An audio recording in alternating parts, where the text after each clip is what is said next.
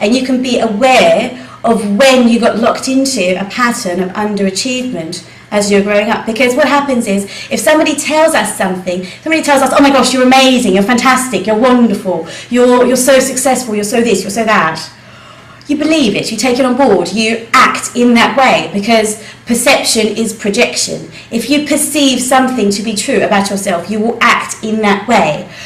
People always tell me, oh, you're so confident, you're so charismatic, you're so friendly, you're so warm.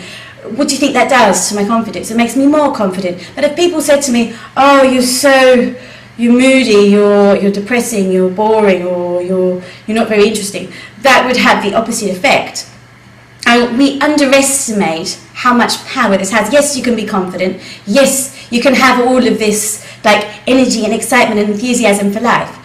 But when you're a child, that's when a lot of the programming takes place. Because when you're a child, people tell you you're positive and you're motivating and you're enthusiastic. You're going to continue to move in that direction.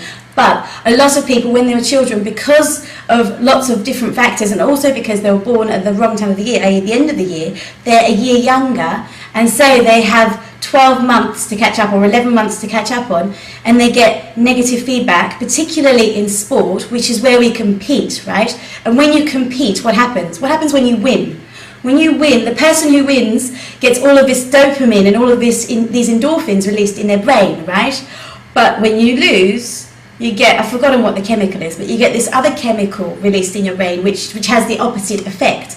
And as you're growing up in those formative years, if you're continually releasing these endorphins that are making you feel good, that are making you feel confident, and that are making other people respond to you more positively, what's that going to do to you as you're growing up? You can break out of that when you're older if it's negative, or you can break into whatever you want. But the point I'm trying to make is these patterns tend to be set when we're younger. And if we're aware of them and they're negative, we can change them.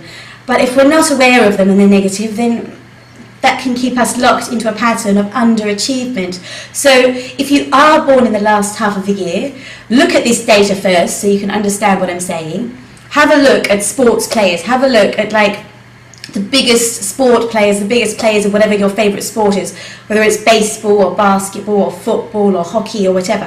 Have a look and watch the dates, and then once you've seen that, check your birthday compared to theirs. And then if you think, oh my gosh, I'm not that successful and I am caught in a pattern of underachievement, then you have the power to change that. Because as an adult, you can reprogram your life to be the way you want it to be. And you can surround yourself with people who you want to surround yourself with. And that is the secret, that's the key. Taking responsibility and changing things which we do not like.